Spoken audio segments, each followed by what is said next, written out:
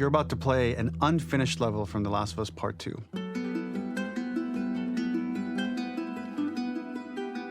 The reason we added this section is there are a few sequences, and we picked the 3 of the best ones, that we cut from the game. You know, often we build a game that's much bigger than what ends up being the final product. They were months away from being finished, but we wanted to give you an insight of what it's like when we built a game, because often we have this whole thing constructed and it doesn't have final art or audio or dialogue. And here you get to see the building blocks of what it's like when we first string a bunch of these levels together. This is the intro to the first deleted level, and this one is the roughest of the 3. We wanted to show more of how Jackson operates. So this is the festival where Ellie ultimately kisses Dina. This sequence would have come very late in the game as a flashback sequence while you're in the farm with Dina. And we wanted to show what is the rest of Jackson doing, and wanted to put on the stick, make it interactive.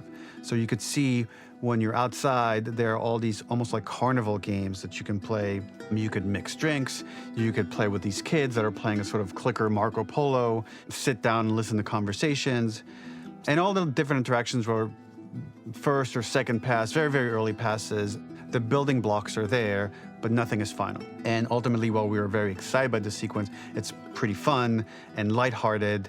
It just slowed things too much as we're barreling towards the end of the story at this point. So again, reminder, rough, missing audio, missing animation, missing gameplay tweaks, missing dialogue, but pretty representative of what it would have been. So enjoy.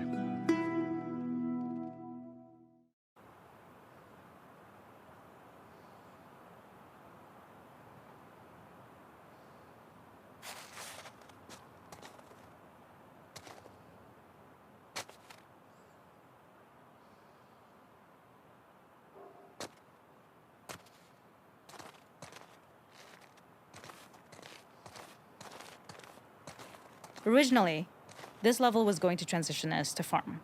We would go all the way through to the dance, where Ellie and Dina share their first kiss. Then we would play through farm, and when Ellie plays the guitar at night, she would remember the Seth incident. So, the opening for this was a little tricky. We needed it to match at least a little what you might expect emotionally coming from prior beats, because we were already purposefully disorienting you in time and space. Remember, you just came from this huge fight. To jump straight into it would have been a little too jarring. After some back and forth, we rooted it in Ellie's nerves, calling back to her hands shaking in the theater. But this time, for a much more innocuous reason we'll find out later. She's nervous because she has a crush on Dina, who is the only reason why she's here at the dance. Something we really wanted to do was highlight the way their lives had turned upside down since she went down this path. We had this idea of recontextualizing all of our usual gameplay mechanics that were designed for really violent ends. The workbench, door bashes, throwable weapons, and even the infected, which is my personal favorite.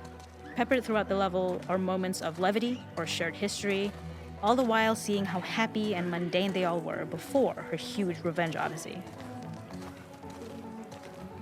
We use our workbench a lot to make a lot of things that kill and maim and hurt people. Here, we had the silly idea of using the same field, harkening back to the same animations, using the exact same UI to instead fix a drink. Like the workbench, you could pick your base, and then you could add something to it. And at the time, we had some different reactions from Ellie based on how strong you chose to make the drink. Something we wanted to prototype, though, before it got cut, was picking up some ingredients around to add, like a lime or maybe a bottle of someone's favorite whiskey or salt, like you were earning upgrades.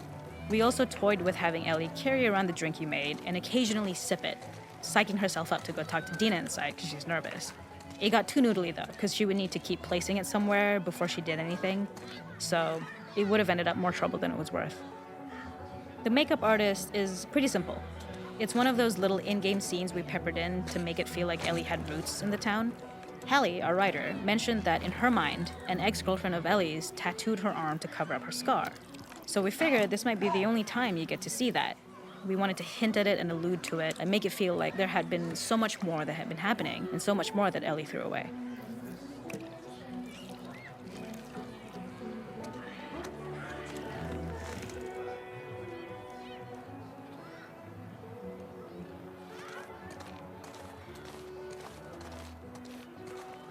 It is not a festival without one of these throwing games. This one, of course, uses our throwable system where you're often chucking explosive things or stunning things, but for a more wholesome purpose, although some people take this game really seriously. A fun aspect of this is if you did well, you could win a toy here. Ellie would place it in her pocket. If you had done this, you'd find the toy with JJ, the baby, later back at the farm. When we cut this, the toy made it through anyway because it was so cute. It is the same one you see on the tractor at the farm. Ollie the elephant.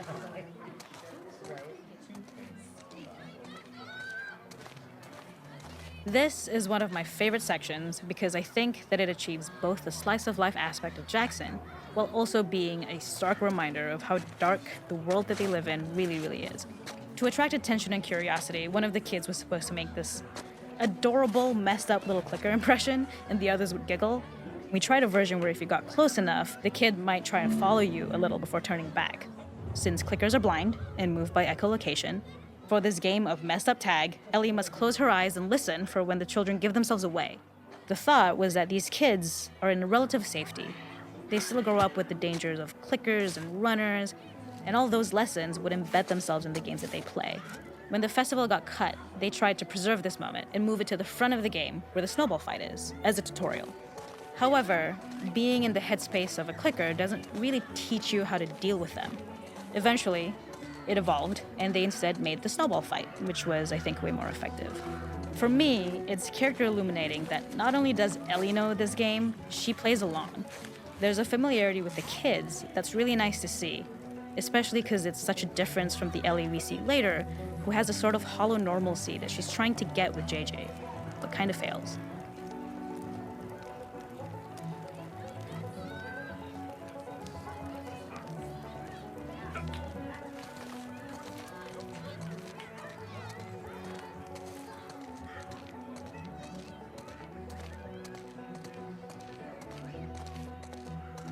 There's a hidden spot at the back that was just a bit of fun. It was highlighting Jackson's normalcy with something we would find in a real world. In the back, you would find teenagers finding some alone time with each other in a dark corner of a party. It was rewarding the player for peeking into a hidden corner, but ultimately redirecting them back to the festival. We also had versions of them smoking weed here, despite Maria's consternation, probably having gotten it from Eugene.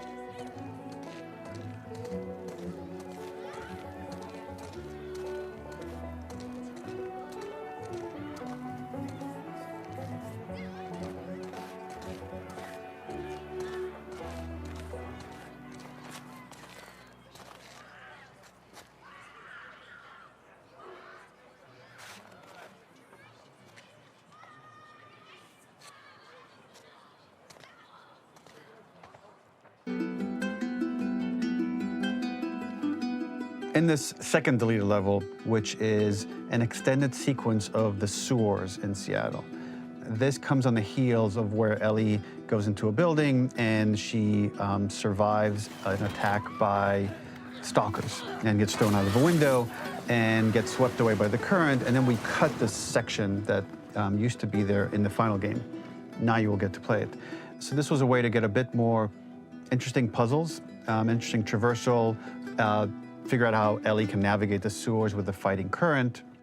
Ultimately, with a lot of these levels and these sequences, the reason why we cut them were for pacing purposes. But here it is for you in this very kind of raw form that part of it will feel finished, parts of it will feel like assets are missing as far as audio, animation won't be final.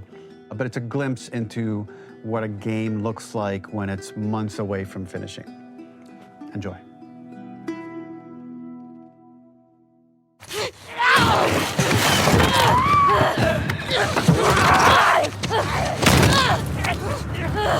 Get off of me!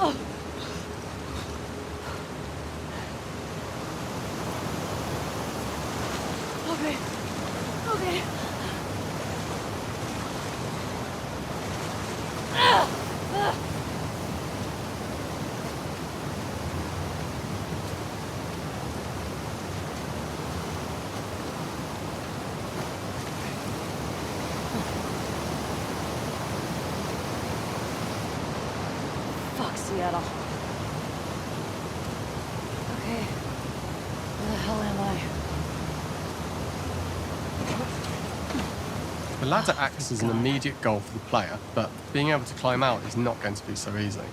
To keep levels interesting and engaging, Fucking we kidding me. alternate between positive and negative values the player experiences. Here, it's a positive to have found a ladder, but then a negative to discover it's not the solution. gotta But then be another another way up. positive to identify the next short-term goal of the doorway. By alternating between these opposing values, we give players what they expect, but not how they expect it.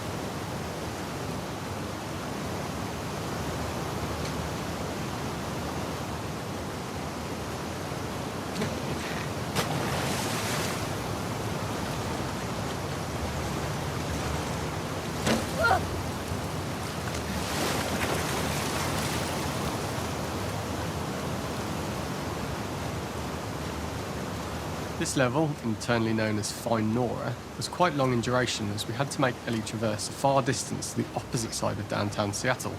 The sewer section was originally longer than what we released the game with, approximately 10 minutes more. This was one of the few areas of the game that used water flow as part of a traversal puzzle. The player has to go upstream to use the current to get to the platform to reach the other side. We mostly cut this mechanic game-wide, however it remained in essence in the section swimming to the aquarium as Ellie, when you were avoiding the waves. When players reach the doorway and enter into the room, they are faced with a dead end. The real reason for this dead-end room is that on the reversal, when exiting back out of the doorway, players are faced with the route onwards. A pipe that they'd not been able to see when they were swept past it on the way in, and something that was hidden from view when on the side platforms.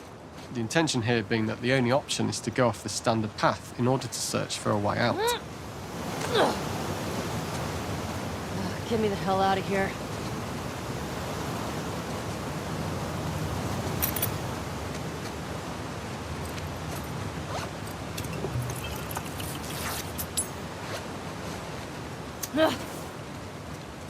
Throughout the rest of the level, we also used light to indicate to the player that they were heading in the right direction. At each turn, however, we blocked the direct route forward. We slowly introduced the player to consider climbing into smaller pipes and crouching in these tight spaces. This is to slowly build up to, and encourage, the player to climb into such a small pipe that they'd have to be crawling on their stomach, which is something that the player previously may not have recognised as a playable space, let alone the desired route Up they and need out. to take. Just keep going We up added and a out. tiny space just to reward the player's exploration with a pickup item, and we made sure it was something that made sense that you'd find in this area. A canister and all the garbage that had been washed into the sewers from the surface.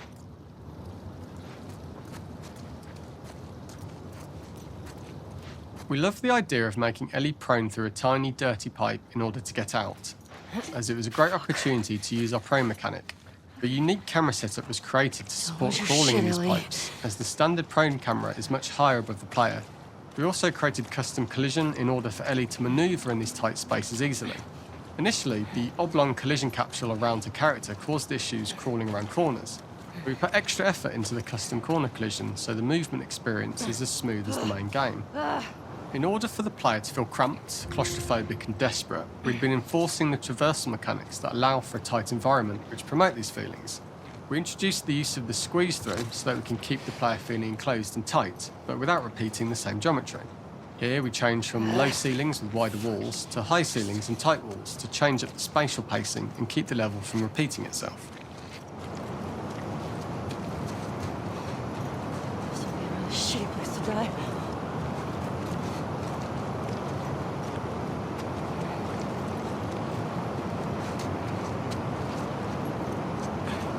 Originally, we had the waterline much higher here, so players had to swim through this tight tunnel.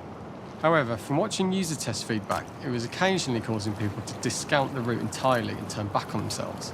So to avoid any risk of this happening in the final game, we present a lower water level so the tunnel is easy to see and commit to using. Although this isn't as impactful without the prone swim, it's the better decision as it means a smoother experience for the player with no backtracking frustration. As we surface from the water and over the crest of the slope, we reveal what is further in this tunnel. A clicker that has sprouted and the fungus has grown on the sides of the pipe. It was great to see people who user tested this area becoming increasingly worried as we forced the player to squeeze past the fungus and inches away from the clicker's face, all the time not being sure whether the clicker might be alive or attack them. Although we aren't as cruel as to force a clicker attack in such close proximity, we do have a payoff for this moment. This clicker momentarily turned into Joel to show Ellie's PTSD from what happened to Joel at the start of the game. Ultimately, we decided to save this moment for the farm level, as it was more impactful there because it could become the centrepiece of that experience. Whereas in the sewers, we weren't able to make it as much of a narrative point and give it the breathing room and reaction time that it deserves, given the tight space. Oh, shit!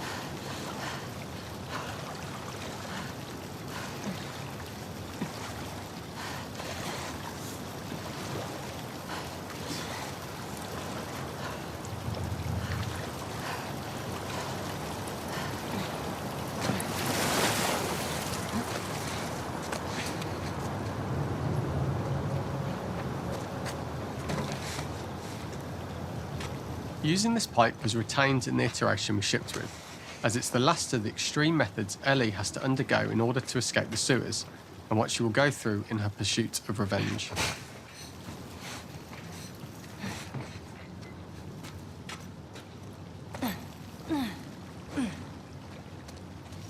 The last ladder climb is quite lengthy, and although we could have trimmed it down to a shorter climb, we liked how this last segment of the journey built anticipation for whether there was success at the top or not after all you've been through. Ultimately, the ladder exits out into the subway station, which is how it connects in the final game. Ellie then has to find her way to the hospital from here, crossing paths with the scars for the first time.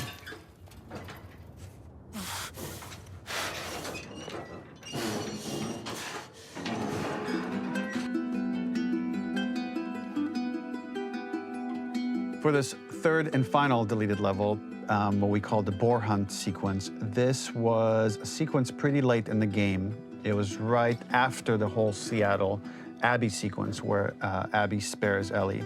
And then we wanted to come back into Ellie's story, but keep it a bit mysterious of how much time has passed, where is Ellie now? So we're coming in on Ellie and she's following a trail of blood. And we wanted to mirror in a way the deer hunt sequence from the first game, but this time do it with a boar. And there's something with Ellie that now she can't let go of this violence. She's pursuing it, even against this innocent animal. This was another opportunity to show how the violence that Ellie has experienced, the violence that she witnessed being afflicted onto Joel, is still sticking with her, and she's still experiencing these PTSD moments. This was a sequence that was pretty far along and was cut pretty late in production. Parts of it are still really rough, but the gameplay, the building blocks were all there. I think you'll have fun to see, like, again, a rough, unfinished sequence that you can play. You can see all the way to the end, and including a cinematic that we end up cutting. And the remnants of the sequence ended up being mentioned in Ellie's journal.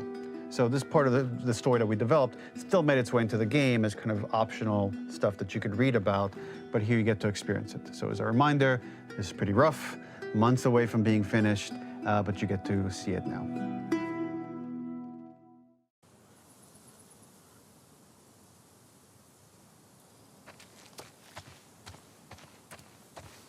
So the boar hunt was one of the hardest levels for me to work on. It was a huge challenge with the systems that we had, and we kept trying, but it never felt quite right. Originally, the level happened after the Jackson Festival, which also got cut, but before Farm. Once the festival got cut, it became the prologue to Farm. The intended experience is that we jump forward in time after the fight with Abby in the theater. We don't know where Dina is. We likely assume she's dead because she was just bleeding out. Ellie is alone. Her hair is short. So maybe this is the future or the present. And she's hunting. Hunting who? Abby still? In early iterations of the fight, it was more arena-like. The player slowly whittles down the boar's health. Ellie gets more visceral and more vicious. We get a little worried about her. As the boar gets weaker, more panicked, more feral, and we start feeling sympathetic to the boar was the hope. In all of these iterations, especially of these wider areas, it required custom AI and scripting to make sure it continued to feel organic as an animal, but we really needed it to do specific stuff. It needed to be able to close distances really, really quickly. It needed to charge to attack, but we wanted the feeling of hunting, so we needed to track it down from afar. And we also needed to discourage the player from attacking the boar when it's that close, or it would kind of turn into this melee kerfuffle. How do we do this in our world while keeping the boar believable? We must have gone through 5 or 6 iterations of the boar fight and all, and every single time it changed pretty drastically. We split it into clear phases, where one was like all long range. We tried another where you're getting close and you get the jump on it quite literally. You're jumping off of a rock to attack it. And then finally, we tried a bunch where you almost sort of go around a bunch of trailers and try and wrestle it. We uncovered after some time that taking down a boar over several phases felt very laborious and a little dramatic. It was comically long, it felt too boss-like, a little too gamey. We decided to cut the first few phases, and we opted for a cold open after the boar had already been hurt off-screen. So that allowed us to focus on feeling like we're closing in on prey and to introduce the boar when it was at its most dangerous. Already hurt, already feral, much too close for comfort.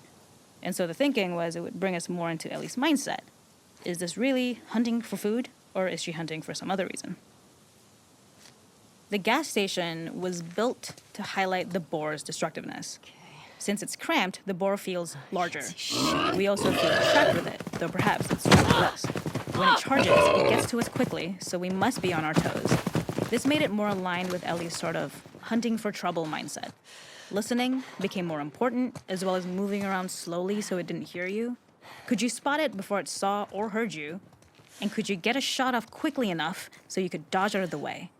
Or is the shot worth the cost after? It feels like a gamble. By the end of the fight, everything would likely be in shambles.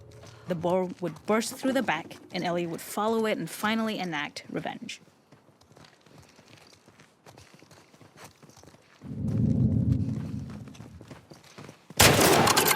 Got you.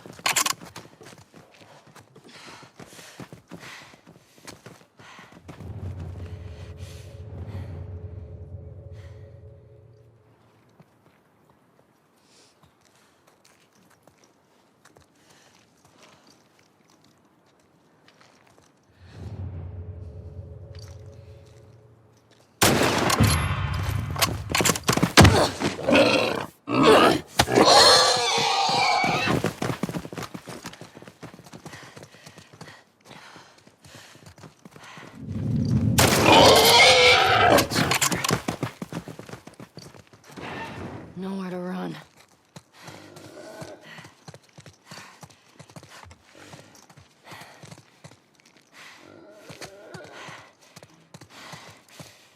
The boar kill was supposed to be anything but glorious. With the boar whimpering at the back of the gas station after Ellie's relentless hunt. After this, hearing the drum